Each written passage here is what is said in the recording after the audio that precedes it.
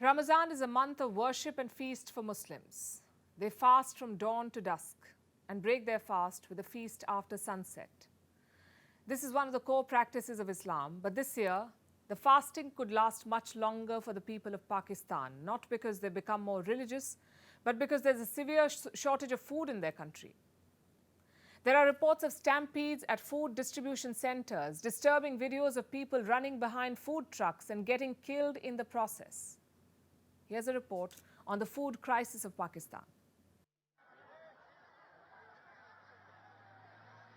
This is Pakistan, where securing a meal can be a deadly pursuit. This truck is carrying wheat, and men and women are chasing it in the hope of getting some of it. In the process, they're putting their lives at risk. Images like these have become commonplace. This is what Pakistan has descended into. From standing in queues for hours to get a bag of wheat, to fighting for flour. In many cases, it ends with a stampede and the loss of life. Since Ramadan began, at least 11 Pakistanis have died in such stampedes. More than 60 people have been injured. These scenes are a daily affair at food distribution centers across Pakistan. Huge crowds flock to these centers, but the supplies are way smaller than the demand. A fight ensues, the police jump in. It's like a riot control drill. People chase trucks laden with food, and in some cases also loot such trucks.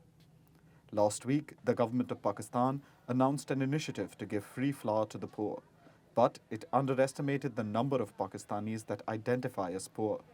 Crowds at distribution centers swelled. Today, there were reports of another stampede in Karachi. The images are disturbing. 9 people, including 3 children, have reportedly died. On Wednesday, 14 people were injured in a stampede in Multan. In the past week, a stampede in Pakistan Sahiwal killed a woman and injured 60 people. Similar scenes played out in Muzaffargarh and Khyber Pakhtunkhwa. Getting food from these distribution centers involves the risk to life.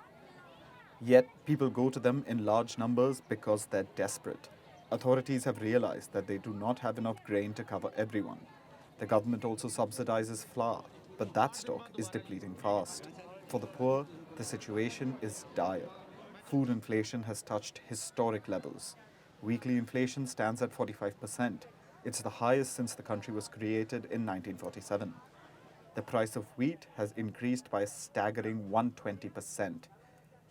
So it's pretty much out of reach for many Pakistanis. Remember, this is the staple grain of Pakistan that we're talking about.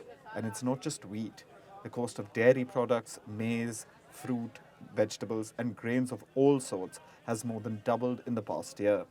Pakistanis are now relying on volunteer organizations to feed them. How can Pakistan overcome this crisis? Its options are limited. It's counting on a bailout from the IMF or International Monetary Fund. Pakistan is hoping to get $1.1 billion, but it doesn't qualify for a loan thanks to its poor compliance record. Its forex reserves have shrunk to $5.6 billion.